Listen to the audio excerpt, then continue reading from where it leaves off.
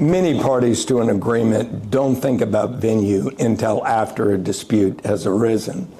Other parties think about it, but they view a venue provision as mere boilerplate in a contract.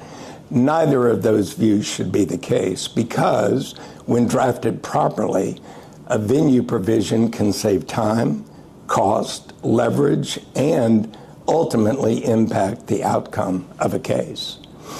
We routinely help clients think about these things before a dispute arises.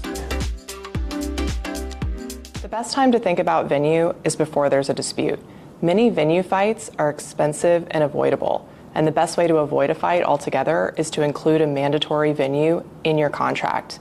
The question then becomes, what's the best venue for your company, for your contract? And when it comes to energy contracts, there are a few venues that always top the list.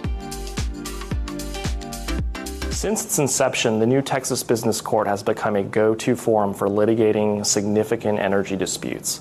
Some of the drivers for this have been judges that have commercial expertise, procedures that are efficient and litigant-friendly, and overall faster, more predictable timelines for resolution of the overall case.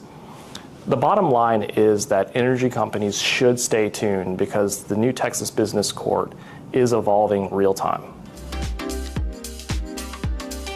Delaware is often on the table as a preferred venue for complex disputes. It's popular not only because so many companies are incorporated there, but also because of its highly sophisticated judiciary. But often when people think of Delaware, they immediately think of Chancery Court.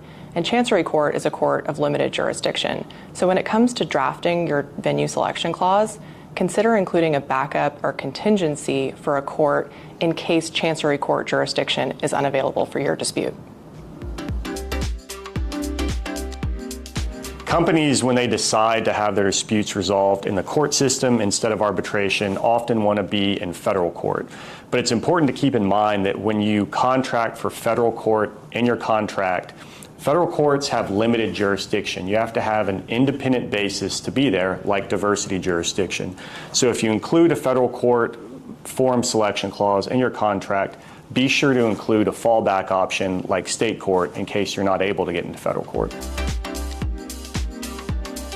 There's benefits to being in arbitration, there's drawbacks to being in arbitration. The thing to keep in mind is if you do decide that you want your dispute resolved in arbitration, make sure that you have clear language in your arbitration clause making it mandatory, things like arbitrator selection, the governing rules that are going to be used, and consider whether you want to build in provisions limiting things like discovery and the number of witnesses at trial to really get the efficiency out of arbitration that you're looking for.